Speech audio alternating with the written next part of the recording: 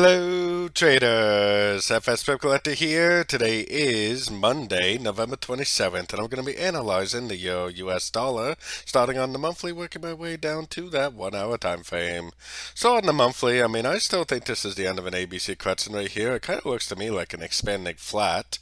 I think there's a good chance this is a 1, 2. It's probably going to make a 3, eventually make a 4, and a wave 5. And it's probably all going to be part of this ABC correction, which is most likely a big ABC of an expanding flat on the monthly time frame. So taking it down to the weekly time frame, on the weekly time frame, I still think this first section of uptrend is a wave 1. To me, this still looks like an A, higher high for the wave B, and then lower high for the wave C. That's why I believe this is an expanding flat also for the wave 2, and I believe we're in a wave 3, and I believe over the next coming weeks and months, it's going to continue to trend up to form that pattern like I was showing on the monthly time frame. Taking it down to the daily time frame is where you can see this end of an ABC correction.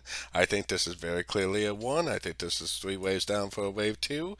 I believe we're in a wave 3, and I believe that we have a lot of upside potential, probably up into this area up here to finish off the wave 3, eventually make a 4 and a 5, and this is probably just going to be a 1, 2, 3, 4, 5 of a wave 1 of wave C on the weekly and monthly time frames. So keeping all this in mind, taking it down to the 4-hour time frame, I am definitely looking for longs right now.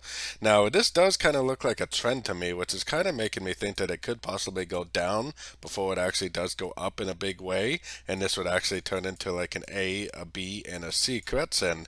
Now, oftentimes what we think is a wave B will just keep on trending up, so don't rely on this thing going down to make a wave C, but if it does make an impulsive move down and a break of structure on the shorter time frames, then you'll pretty much know at that point that you're going down for a wave C, and then eventually it should break structure to the upside, confirming the ABC is over, and most likely at that point continue the uptrend. So, taking it right down to that 1 hour time frame, like I said, if it does make a big impulsive turn to the downside and break structure, then I would definitely call that the end of an ABC, a B.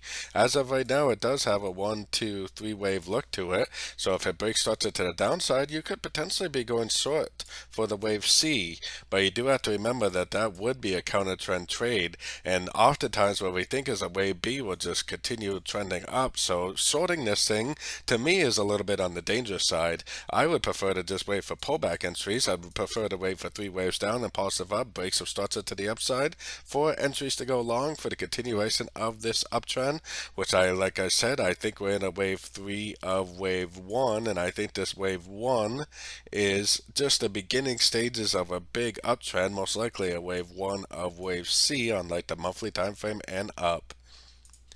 So don't forget to join my free Discord channel. The link for that is on the screen and in the description. Thanks and happy trading.